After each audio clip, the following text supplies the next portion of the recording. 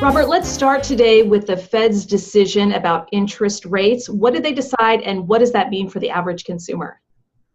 Hi, Susan. Well, the Fed did exactly what everyone on the planet expected them to do, and that was raise interest rates for the second time this year, another 25 basis point increase on that benchmark Fed funds rate. Of course, for the individual consumer, it all depends on the fine print, how their interest rates are structured in their credit card, so forth and so on. This is all going to vary on a case-by-case basis, but what we can say is, generally speaking, interest rates are going up and they're going to continue to go up on a gradual basis. Do you think this decision will have an impact on auto sales? We've seen fluctuations in auto sales over the past year. Just like homes, where mortgage rates matter, interest rates on car loans, that translates into real money for consumers. So when we start to see interest rates coming up, there's going to be more pressure on auto manufacturers and auto sellers to keep those incentives going. But I think we'll start to see the affordability of autos erode a little bit as interest rates go up. We did see retail sales jump in May, and part of that, I would assume, is because of gas prices.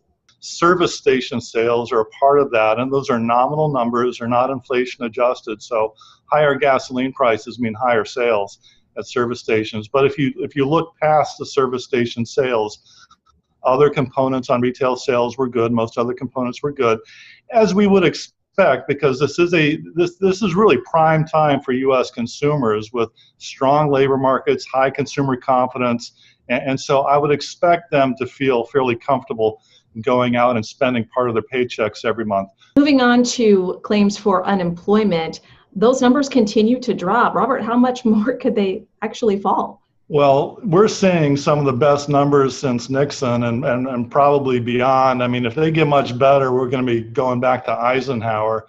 But these are really good numbers, and they just speak to the very robust nature of the U.S. job market, still generating jobs, still pulling people in from the sidelines into the job market. Unemployment rate now below 4%, 3.8, 3.9 in that range. Maybe we get down to 3.5 by the time this is all over. And these are going to be historically tight unemployment numbers, which sort of feeds back into interest rates, because the Fed has to decide, are these going to be inflationary numbers? Do they cause wages to go up? And how high do they have to raise interest rates? So all these numbers are related, and again, all pointing to further interest rate hikes over the remainder of this year and in the next year.